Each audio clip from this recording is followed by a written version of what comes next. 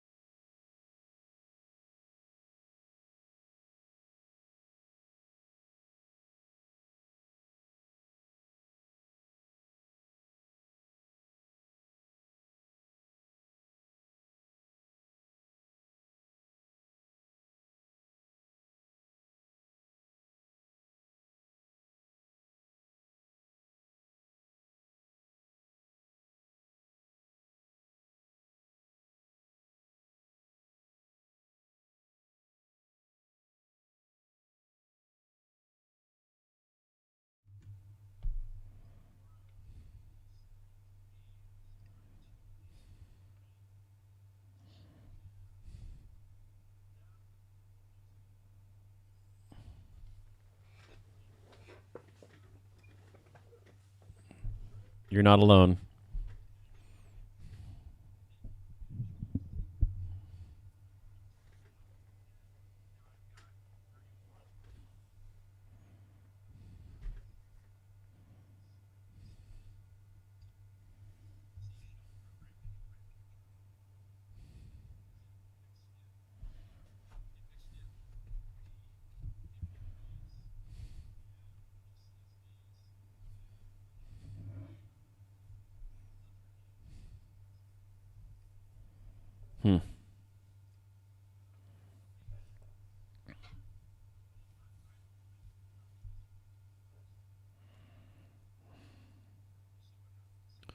For something that's 4 years old, it's sure not got all the time in the oven to finish baking.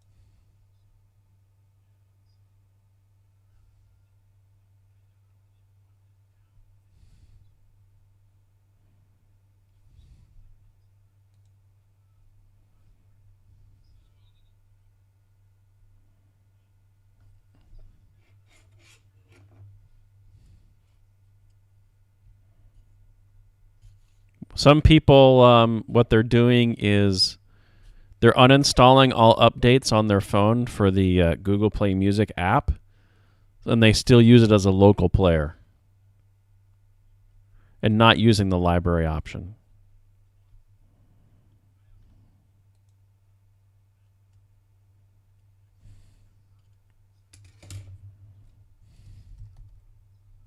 Mm-hmm.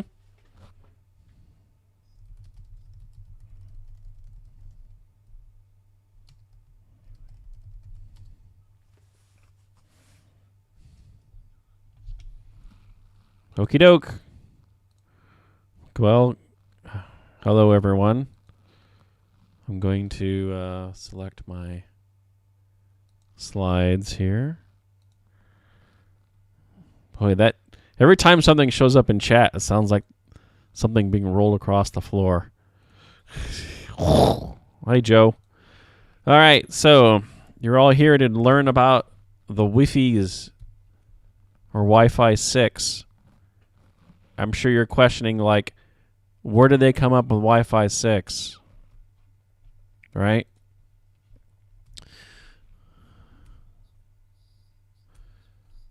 Right. So they essentially, they're up to USB 3.1 generation 2. So everybody had a hard time trying to figure out from a consumer perspective. Well, I want 802.11 AC.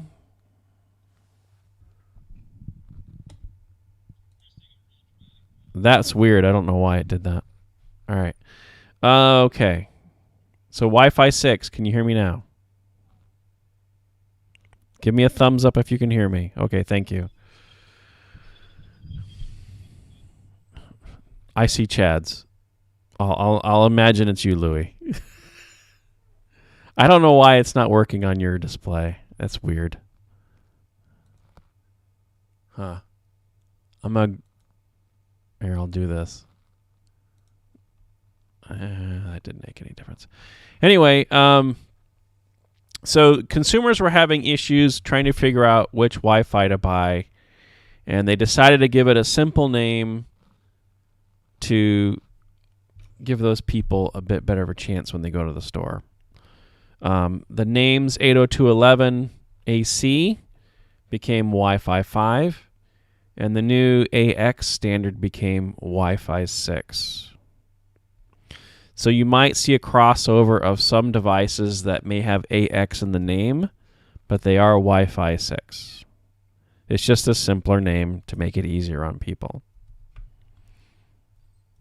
Oh, I figured out what it was. I hit spacebar. Haha. Can't use that to advance my slides. So what's about Wi-Fi 6? Okay, theoretically, you can get 9... Damn it. Theoretically, you can get 9.6 gigabit theoretical transfer speeds. Okay? Theoretically, just because there's no way you're going to get that amount between you and you and the router. It's just not going to happen. The reason why that's up there is it's sort of like the router handles 9.6 gigabits per second. That'll make sense later on, right? So what affects it is like distance, how much traffic there is, or the lag time. But the more bandwidth is there to parse between more devices, right? So the average home has 9 Wi-Fi devices on their network. Okay? Case in point, I have 40-some devices on my Wi-Fi network. So I was suffering under Wi-Fi 5. If all of them use the bandwidth at the same time, you will reduce the amount of bandwidth that's available to you. Okay? So if you put one device on Wi-Fi 6, you're not going to be seeing really any difference over Wi-Fi 5. But if you put a whole bunch of devices on 6, you will certainly see an improvement over 5. The number of concurrent devices is increased under Wi-Fi 6 versus Wi-Fi 5. I gotta stop hitting the space bar to advance my slides. Okay, hardware. You will need new hardware. Obviously. You're going to get new component router, or you're going to get a new mesh router would probably be the best. So if all of your devices are Wi-Fi 5 and you don't have any Wi-Fi 6 devices, it will still give you an improvement on the network due to the increased capacity. So I updated to Wi-Fi 6 this past June, and it immediately helped all of my Wi-Fi 5 devices. It has MU-MIMO, OFDM, and target wait time, which we will discuss separately. Of note, the MU-MIMO, or multi-user, multi-input, multi-output, allows you to talk to 8 devices simultaneously, whereas Wi-Fi 5 was only 4 devices. So you should have less issues with congestion. OFDMA, the orthogonal frequency division multiple access. Say that, thank you. Send to multiple devices with one transmission. So what protocols do you know that sends stuff to multiple devices? You know, UDP. But Joe, if you want to click on me, you should be able to click on the 3 buttons. Well, there's a way to change the formats if you want it. What about something like Google On Hub or similar smart Wi-Fi? Those are not Wi-Fi 6 yet. They're just Wi-Fi 5. Cox Gigablast, I don't know what they're doing. I'm sure it's all Wi-Fi 5. And they probably won't upgrade to 6 until they run out of Wi-Fi 5 devices. I'm assuming you are renting Cox Gigablast in that situation. The target wait time, this is for devices to do planning when they're going to talk to the router. This is mostly for use in sensors, so the device can save power and keep the antenna off and only turn it on when it needs to transmit information for updates. Pretty handy if you're using light bulbs or maybe if you have a rain sensor that talks to a sprinkler system. It doesn't always have to continuously be on. They're usually pretty frugal with those power on the rain sensors. Mine uses like two 2032 batteries in it. Spatial frequency reuse. Ooh, another great term. It enables devices to differentiate transmissions in their own network from transmissions in neighboring networks. So think of other Wi-Fi around you or people who live in an apartment complex, you know, trying to keep those items together. Adaptive power and sensitivity thresholds allows dynamic adjustment of the transmit power and signal detection to increase the spatial reuse. So it might manipulate and change itself over time as things change. Maybe someone's not at home during the day, so it might make the network expand a little bit and then contract when there are more people home.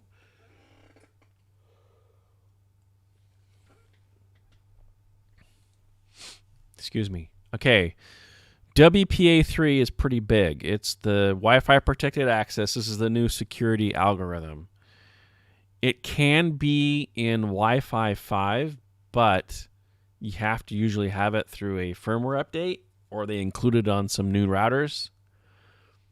To have a Wi-Fi 6 compliant router, it has to have WPA3 implemented.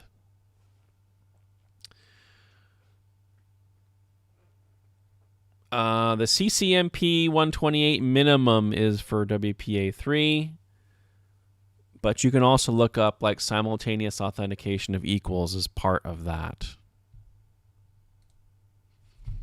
There is a protocol that they're adding to this called Wi-Fi 6E.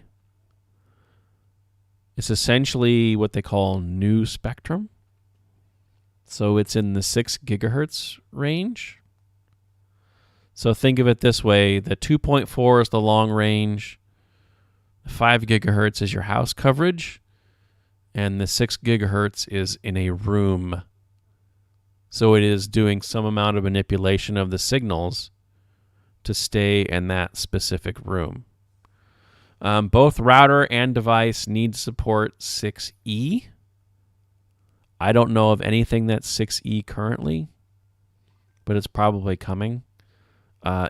It has to do with licensing of the 6 gigahertz spectrum and when those are going to change. Do you need Wi-Fi 6? If you only have Wi-Fi 5 devices, maybe not. Do you have a lot of Wi-Fi 5 devices? Yes. I certainly saw improvement when I upgraded. There is a lot less congestion on it.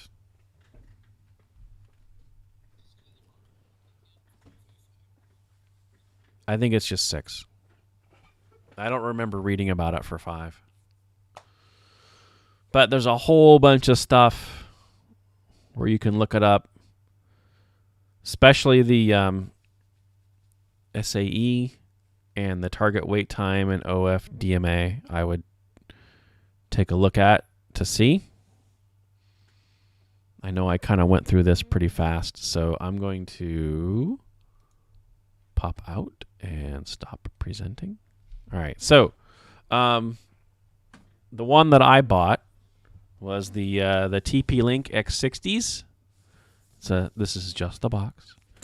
There are 3 in here, and there's the reason why I bought them specifically is they operate in access point mode rather than they all operate as a router, because I already have a firewall.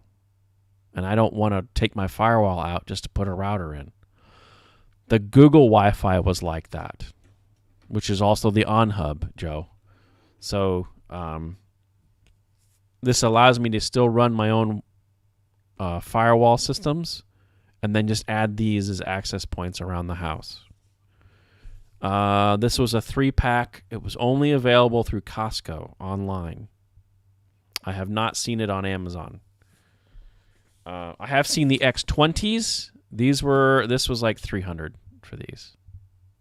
A little bit, maybe a little bit more, but they're kind of nice. Little round things. They have a light on them. You can program the light to shut off at a certain time at night and like turn on again. That way you don't have it like lighting up a room.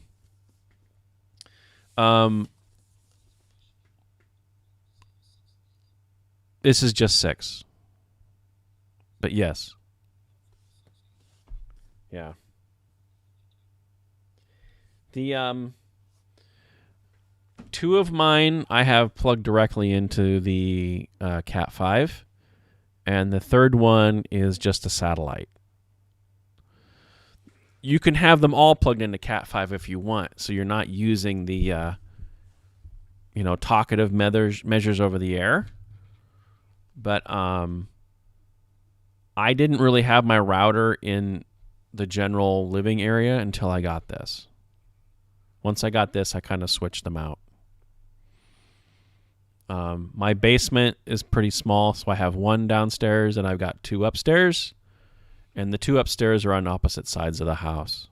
So it kind of forms a triangle between the upstairs and the downstairs. The app, it uses an app, which is not that bad. It's pretty good. You add, once you start with 1, then you keep adding on other ones. So any of the TP-Link decos you can add into the same network. So if I was to get like a Deco M5, I could add that in. It wouldn't be Wi-Fi 6, but it would still work. So like maybe I wanted to put one in the garage for some reason. I could add a lesser unit in the garage and mount it on the ceiling. They do have an X20 range, which is cheaper. I don't think it's, I think it's a 2-pack. It's been a bit since I had to look this up. But they also said they were coming out with an X90 version. But the X90, I don't know if that was going to be in the US or in Asia at the time. Oh, it comes in a 3-pack. Look at that. They listed as AX 1800, so 5,000 square feet. Whereas the X60 was 7,000 square feet, which is kind of maybe overkill for me, but I think with the many devices as I have, it makes sense. What else was there? Yeah, the X90s are really tall. They still say coming soon. They won a CES Innovation Award this year, but they still haven't released it yet.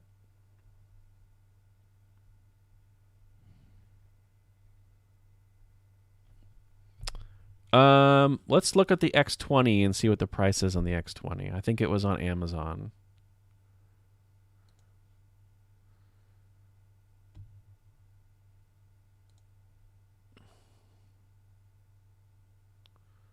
$269 for a 3-pack. They do have a 2-pack. Oh, but that says newer model, so that's going to be the newer one. There are parental controls. I don't have any kids, so I haven't used it. It does do network testing, so it'll tell you. Every time a new device connects, it will send you like a notification, so it can tell you. You can go through and label the devices in the app. So, for instance, if I connect with a Raspberry Pi, it just may just say Raspberry Pi. So I can edit the name and say it's Raspberry Pi 3 or Raspberry Pi camera system to give you some amount of information as part of what you're looking at just to make more sense of it.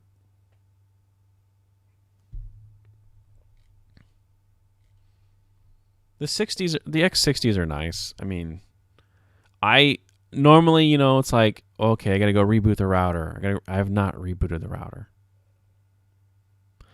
I did a firmware update and rebooted the router, and that was it. But it pretty much does it through the app. You know what? I'm going to look at the app right now, and I'm going to see how many devices are on my network to see if that number has changed.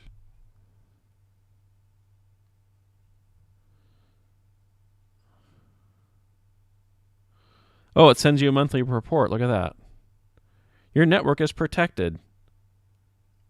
My highest day was 45 megabits a second. 47. Look at that. It was on October 25th. And there were 3 new devices, of which 2 of them were my ESPs that I got. So, yeah.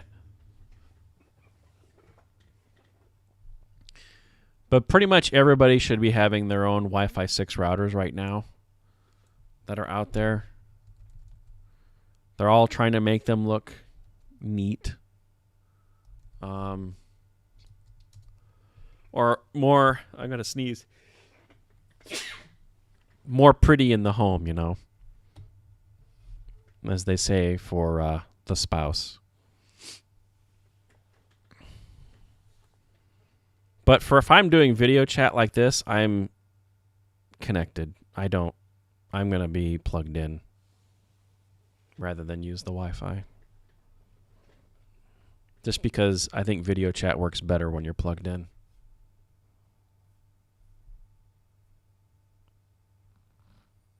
Questions? I'm trying to stretch it.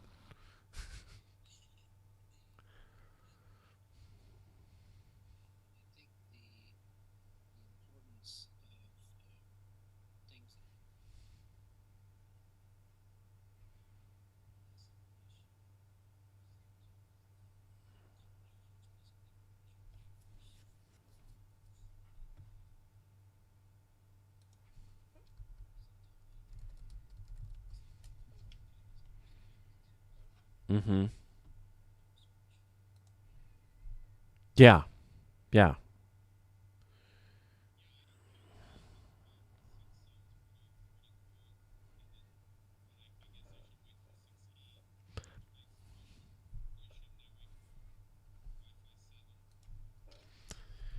To me, I mean, my Wi-Fi was old.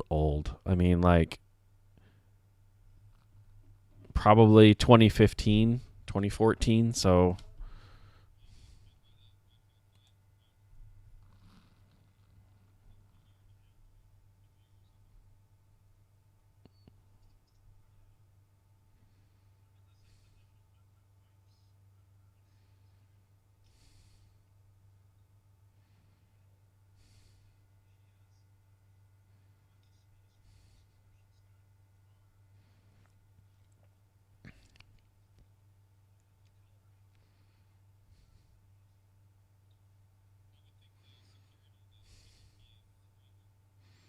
yes.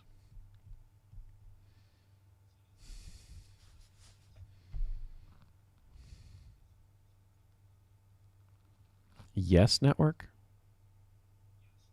Guest. Yes, it does. Let me take a look here real quick. If I go into the app and we couldn't find your decos, what?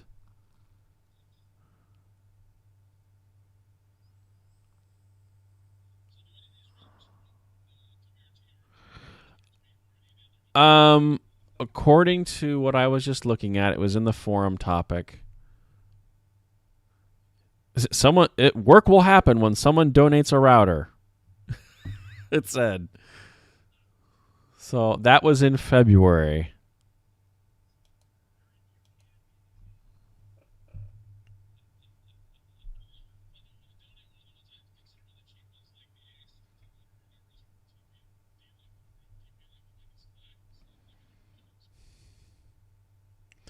So yes, you can. Go ahead, Louis. Uh-huh. Oh, good. Good. Let me see if I can do.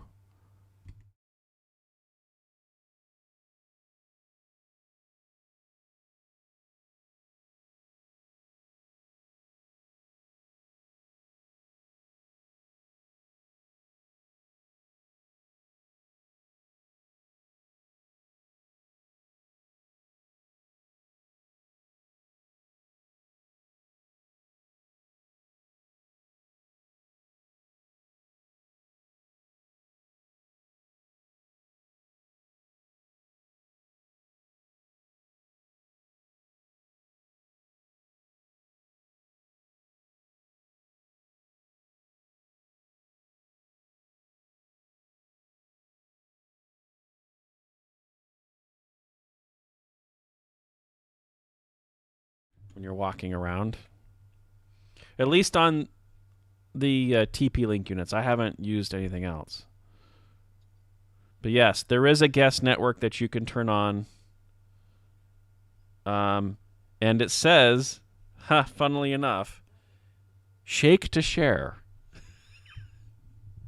So apparently you shake the phone.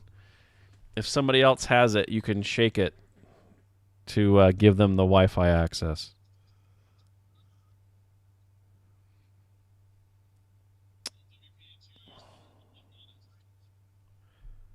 I'm sorry?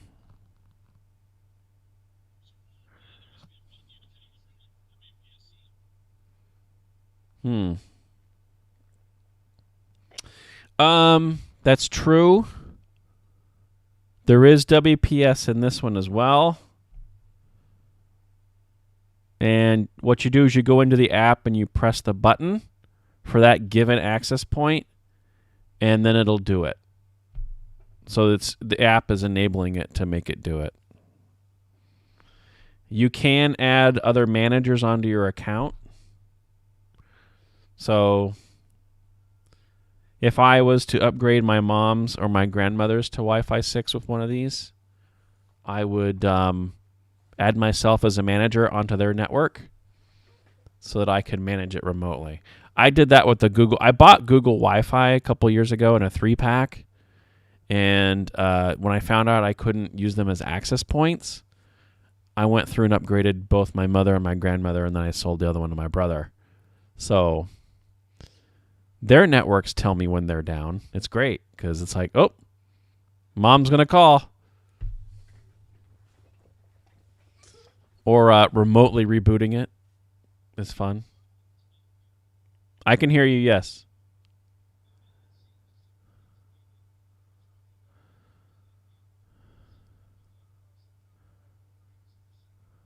Well, yeah.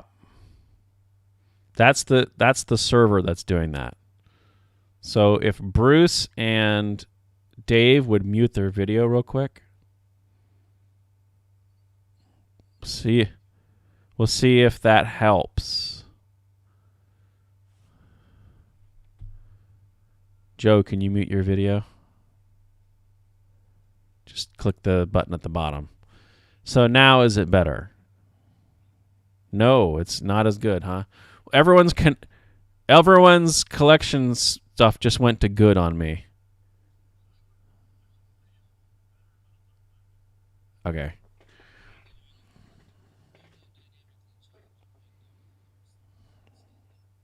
Yeah.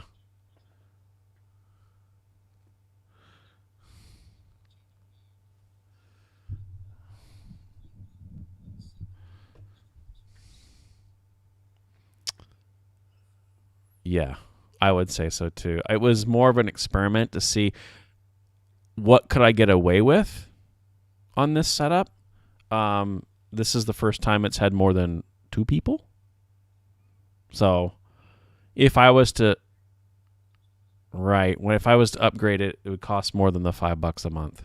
So it's one way to test, right? You're busy. Mm-hmm.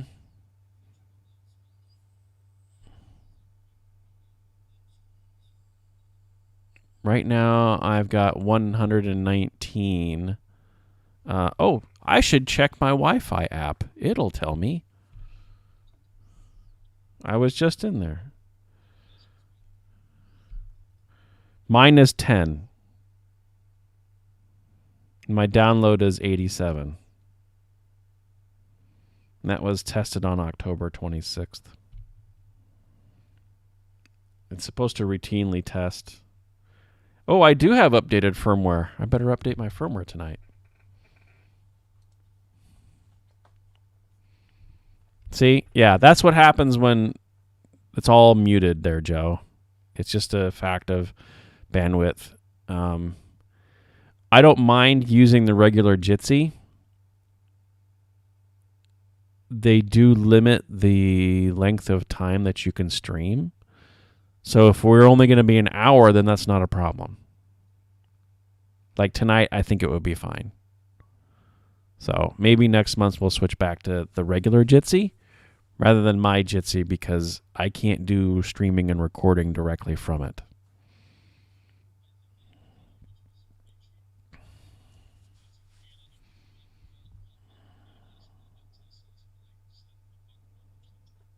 Oh, wow. That is pretty good. I may have to try looking at that. I was on an Amazon Chime call today. I didn't know Amazon had a video conferencing service. Maybe it's just Jitsi on the back end. Well, they had an app you download, but I didn't download the app. So I just used the web browser.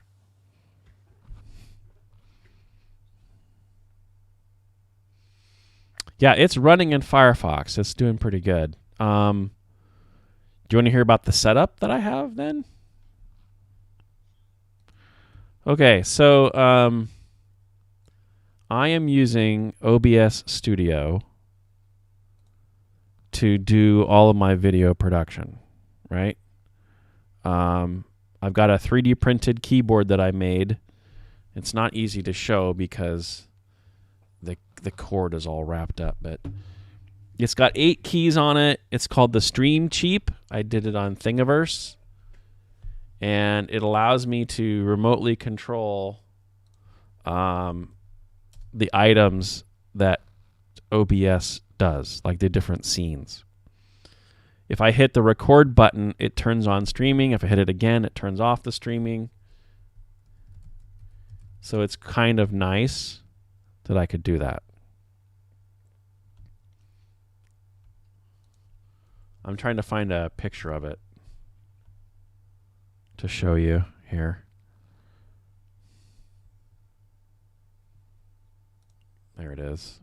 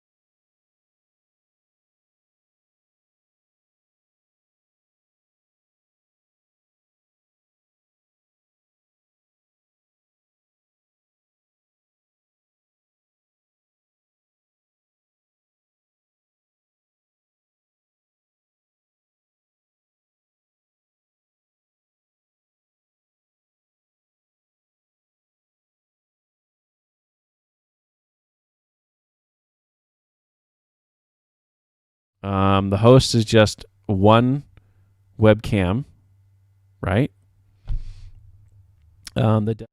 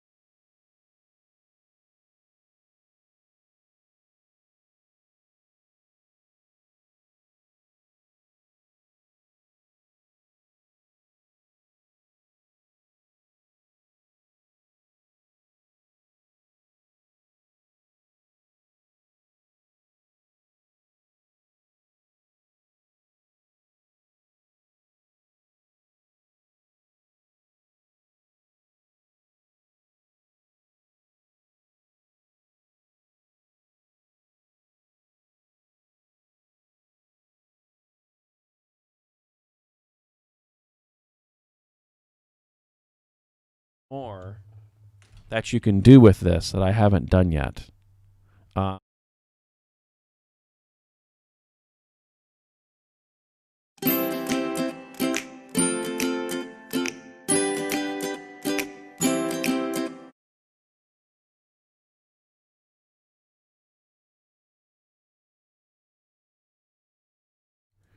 Is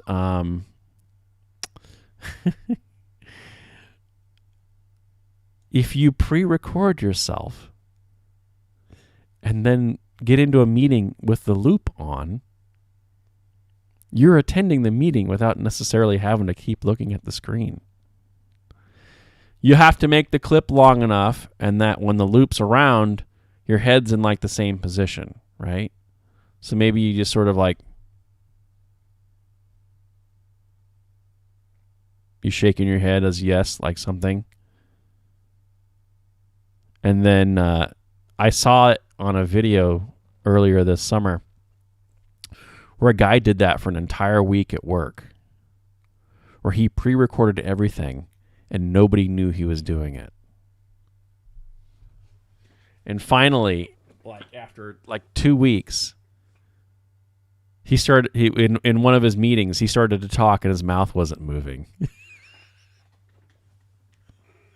So it requires a lot of planning because obviously your clothes change every day. If you wear a uniform, that's pretty easy. If you get a haircut, you have to change the videos. But it is certainly out there and available as a fun option to do. I know that I have a friend who does that in meetings that he has to attend, like staff meetings. Yep.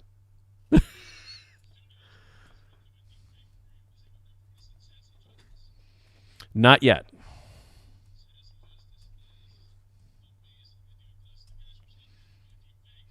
Oh.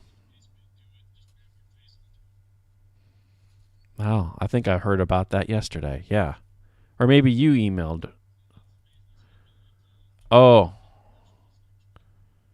You did. You sent that in the CSF. I mean, a Nebraska CERT email, right?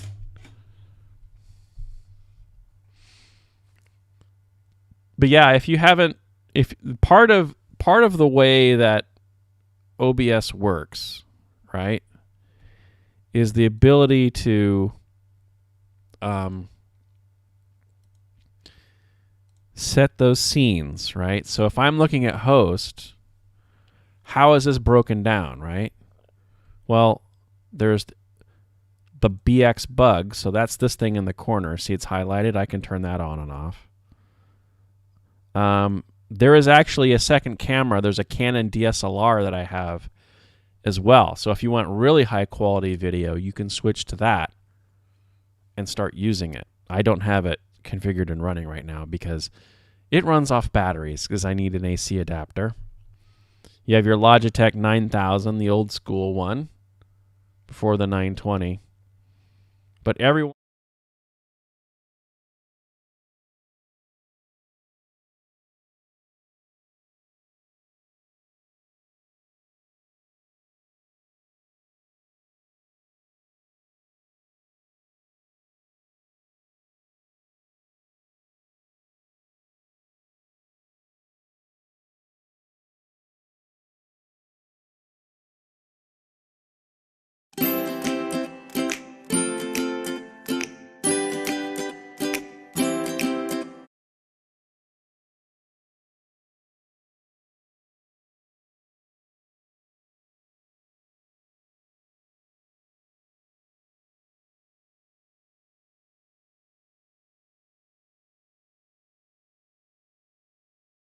It's fairly handy. So maybe take a look at it. I'm using a virtual camera to output my video stream into the various programs. Otherwise, it doesn't work, right? So it is free software. It is used by a lot of gamers to do Twitch streaming. And that's pretty much all I got. Thank you.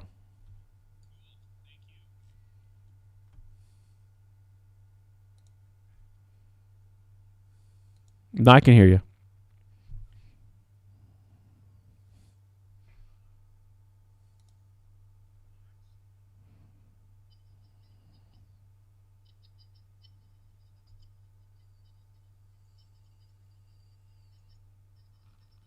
Where is that?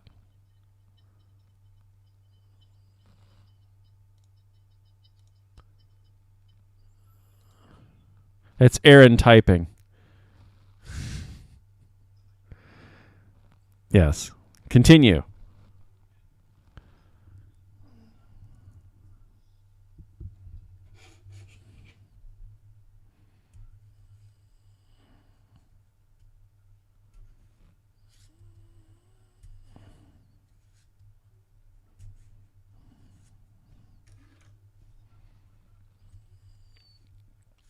Munchies if you got them.